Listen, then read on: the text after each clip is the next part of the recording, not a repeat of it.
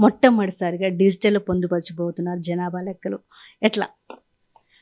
అంటే భారతదేశంలో ఈ జనాభా గణన అనేది కొత్తదేమీ కాదు. అంటే మేము దాదాపు 150 సంవత్సరం నుంచి ఇది జరుగుతా ఉంది. కానీ స్వాతంత్రం వచ్చిన తర్వాత మొదటి వారిగా మనము ఈ ఒక ప్రక్రియ అనేది ఒక డిజిటల్ రూపంలో చేస్తున్నాము. అంటే దీంట్లో ఏదంటే మనం ఇంటింటికి ఎళ్ళి మనము సేకరించే సమాచారం మొత్తం కూడా డిజిటల్ రూపంలోనే వస్తుంది.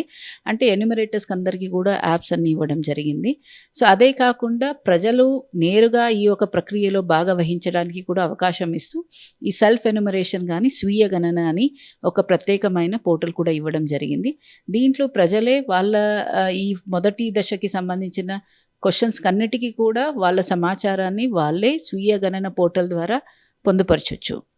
సో, అంటే మొత్తానికి ఏదంటే ప్రతి ఒక్క ప్రక్రియలో కూడా, ప్రతి ఒక్క ఫేజ్‌లో కూడా, దశలో కూడా ఈ యొక్క డిజిటల్ రూపంలోనే సమాచారాన్ని సేకరించడం జరుగుతుంది. దాదాపు చాలామంది వ్యక్తిగతంగా వాళ్ళ వివరాలు ఇవ్వడానికి ఇష్టపడరు. మరి ఎలా పాజిబుల్ మేడం? అంటే ఇది నేను ముందు చెప్పినట్టు ఇది కొత్తది కాదు. అలాగే ఎందుకు ఇది ఇంత ప్రాముఖ్యత ఉంటుంది. ఒక సెన్సస్ ఎందుకు ప్రతి 10 సంవత్సరాలకి ఒకసారి ఖచ్చితంగా జరుగుతుంది. ఎందుకు ఇంత ప్రాముఖ్యత ఉంది అంటే ఈ యొక్క సెన్సస్‌లో మనము సేకరించే ఈ సమాచారం మొత్తం దేశ అభివృద్ధి, రాష్ట్ర అభివృద్ధికి చాలా కీలకమైనది. అంటే మనం ఏదైనా పాలిసీ చేయాలి అంటే మనం ఈరోజు ఎక్కడ ఉన్నాము, మన ప్రయారిటీస్ ఏంటి, మనకున్న వనరులు ఏంటి, దాన్ని ఏ ప్రయారిటీస్‌కి మనము డిస్ట్రిబ్యూట్ చేయాలి, అలోకేషన్ చేయాలి అనేది ఇవన్నీ తెలిసేదే మనకి ఈ సెన్సస్ సమాచారం.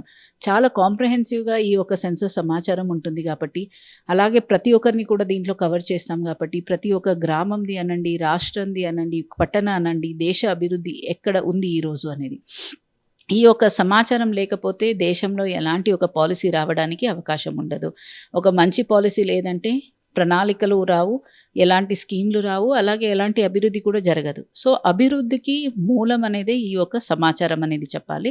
అదే కాకుండా ప్రజాస్వామ్యంలో కూడా ఈ యొక్క సెన్సస్ డాటానే ఒక పునాది అని చెప్పొచ్చు.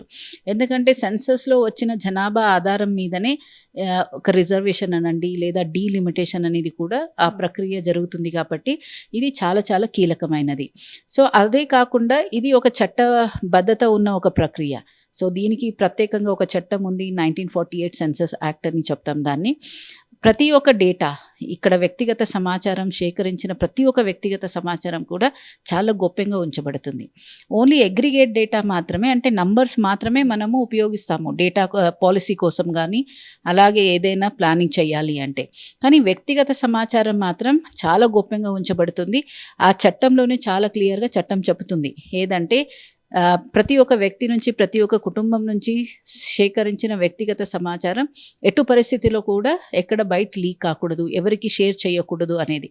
సో, దీనివల్ల వాళ్ళ వ్యక్తిగత సమాచారం ప్రైవసీ కోసం గానీ, లేదా డేటా ప్రొటెక్షన్ గానీ ఎవరి చేతికో ఎళ్తుంది అనే భయం కూడా ఎవరికీ ఉండాల్సిన అవసరం లేదు. ఎందుకంటే ఒక డేటా అనేది చాలా గోప్యంగా ఉంచబడుతుంది. ఇప్పటిదాకా నేనేముందు చెప్పినట్టు 150 సంవత్సరం కంటే ఎక్కువ అయింది ఇలాంటి ఒక ప్రక్రియ ప్రారంభమై. అంటే అప్పటి నుంచి ఇప్పుడు దాకా కూడా మీరు ఎక్కడ చూసినా ఏ వ్యక్తికి సంబంధించిన ఆ వ్యక్తిగత సమాచారం ఇప్పటిదాకా ఎక్కడ బయటికి రాలేదు. ఇది సమాచార హక్కు చట్ట పరిధిలో కూడా రాదు. అలాగే ఏ కోర్టులో కూడా దీన్ని ఎవిడెన్స్ రూపంలో దీన్ని పొందుపరచడానికి కూడా లేదు.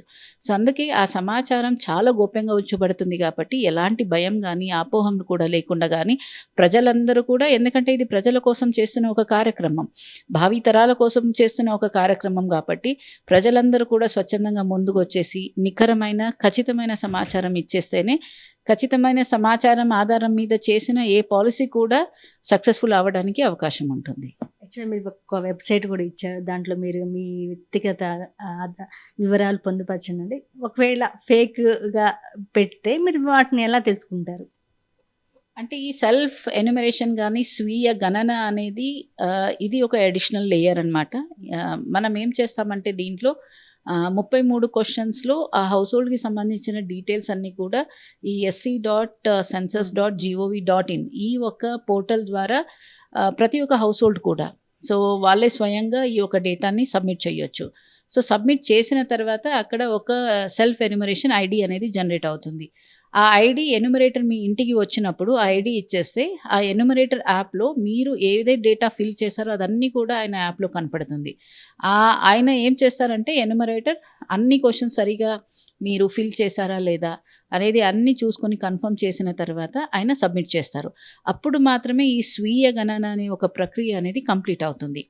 సో అందుకే ఏదంటే కొన్నిసారి ప్రజలకి అవగాహన లేక సో ఏదైనా మిస్టేక్స్ జరిగిండొచ్చు డేటా ఫిల్ చేసే ముందు, అవన్నీ కూడా ఎన్యుమరేటర్ లెవెల్లో కూడా దాన్ని ఎడిట్ చేయడానికి, కరెక్ట్ చేసుకోవడానికి కూడా అవకాశం ఉంటుంది. కాబట్టి ఒకవేళ సెల్ఫ్ ఎన్యుమరేషన్ చేసుకొని తప్పు చేసేసినా లేదా సెల్ఫ్ ఎన్యుమరేషన్ చేసుకున్న మ్యాపింగ్ చేసే దాంట్లో ఎలాంటి తప్పు జరిగినప్పుడు ఆ మ్యాపింగ్ ఐడి మ్యాచ్ కాని పక్షంలో కానీ లేదా ఎవరైనా సెల్ఫ్ ఎన్యుమరేషన్ చేసుకోలేదు అలాంటి టైంలో నార్మల్ ఎన్యుమరేషన్ కానీ ఎడిట్ చేయడానికి కూడా అవకాశం ఉంటుంది. దాదాపు గ్రామాల్లో ఇంటర్నెట్ సౌకర్యం ఉండదు, మరి గ్రామాల్లో ఇది ఎలా సక్సెస్ అవుతుంది మేడం? ఇది సెల్ఫ్ ఎన్యుమరేషన్ అనేది మొదటి బారిగా కూడా ఇది ఒక అవకాశం ప్రజలకి ఇవ్వడం జరిగింది. కానీ సెల్ఫ్ ఎన్యుమరేషన్ అనేది ఖచ్చితంగా ఇంటర్నెట్ ఉన్న వాళ్ళు చేసుకోవాలి లేదా అవగాహన ఉన్న వాళ్ళు చేసుకోవాలని కాదు. ఇది కుటుంబ యజమాని తరపు నుంచి డేటా ఫిల్ చేస్తారు కానీ కుటుంబంలో ఎవరైనా చేసుకోవచ్చు. ఇది మొదటిది. రెండవది ఏదంటే ఈ స్వీయ గణన అనేది కంప్లీట్గా ఆప్షనల్. అంటే మీరు స్వీయ గణన చేసుకున్నా చేసుకోకపోయినా మీ ఇంటికి ఖచ్చితంగా ఎన్యుమరేటర్ వస్తారు.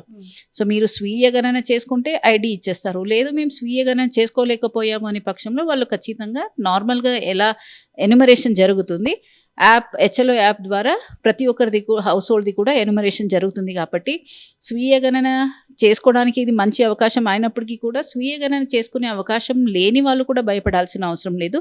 ఎందుకంటే ఎన్యుమరేటర్ ప్రతి ఇంటికి ఖచ్చితంగా విజిట్ చేస్తారు. దాదాపు తెలంగాణలో మీరు జనగణనకి డైరెక్టర్గా ఉన్నారు. దాదాపు మీ కింద ఇది ఒక పెద్ద వర్క్ అనమాట. ఎంతమంది వర్క్ చేస్తున్నారు మేడం ఈ జనగణన కోసం? అంటే ఈ జనగణన అనేది అంటే సెన్సస్ అనేది కేంద్ర ప్రభుత్వం చేపట్టే ఒక కార్యక్రమం. 10 సంవత్సరానికి ఒకసారి ఈ ప్రక్రియ చేపడతాము. ఇది హోమ్ మినిస్ట్రీ కింద వస్తుంది. ఆ హోమ్ మినిస్ట్రీ కింద హోమ్ సెక్రటరీ గారు ఉంటారు. అలాగే ఈ డిపార్ట్మెంట్కి హెడ్గా registrar general and census commissioner of India ఉంటారు. ప్రతి ఒక్క స్టేట్లో కానీ కేంద్ర పాలిత ప్రాంతంలో కానీ ఒక డైరెక్టర్ ఉంటారు.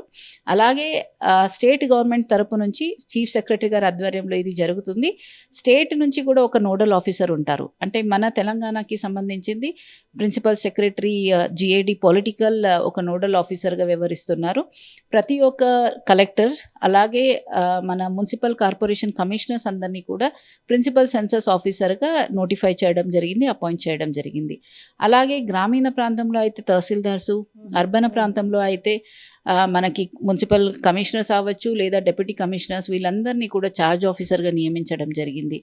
వాళ్ళకి అసిస్ట్ చేయడానికి ప్రిన్సిపల్ సెన్సస్ ఆఫీసర్ అవ్వచ్చు లేదా ఛార్జ్ ఆఫీసర్కి అసిస్ట్ చేయడానికి ఇంకా కొంతమంది ఆఫీసర్స్ని కూడా నోటిఫై చేయడం జరిగింది. అలాగే ప్రతి ఒక్క బ్లాక్ని కూడా ఖచ్చితంగా ఇంటింటికి వెళ్ళి చేసేవాళ్ళు ఎన్యుమరేటర్ని మానిటర్ చేయడానికి సూపర్వైజర్స్ ఉన్నారు. సో మన అంటే ప్రతి ఒక్క గ్రామాన్ని అవ్వచ్చు లేదా ప్రతి ఒక్క వార్డ్ని కూడా మళ్ళీ బ్లాక్లుగా విభజించి ఒక్కొక్క బ్లాక్ని ఒక ఎన్యుమరేటర్కి ఇవ్వడం జరుగుతుంది. అంటే చాలామంది దాదాపు ప్రతి ఒక్కరికి కూడా 3 రోజుల ఇంటెన్సివ్ ట్రైనింగ్ ఇవ్వడం జరుగుతుంది. అంటే మీరు ఎన్యుమరేటర్ సూపర్వైజరే కాకుండా అన్ని ఈ యొక్క ప్రక్రియలో పాల్గొంటున్న అన్ని ఆఫీసర్స్ని కూడా మనం కలుపుకుంటే దాదాపు మోర్ దెన్ 90,000 స్టాఫ్ ఈ యొక్క ప్రక్రియలో పాల్గొంటారు ఒక తెలంగాణ రాష్ట్రంలో మాత్రమే.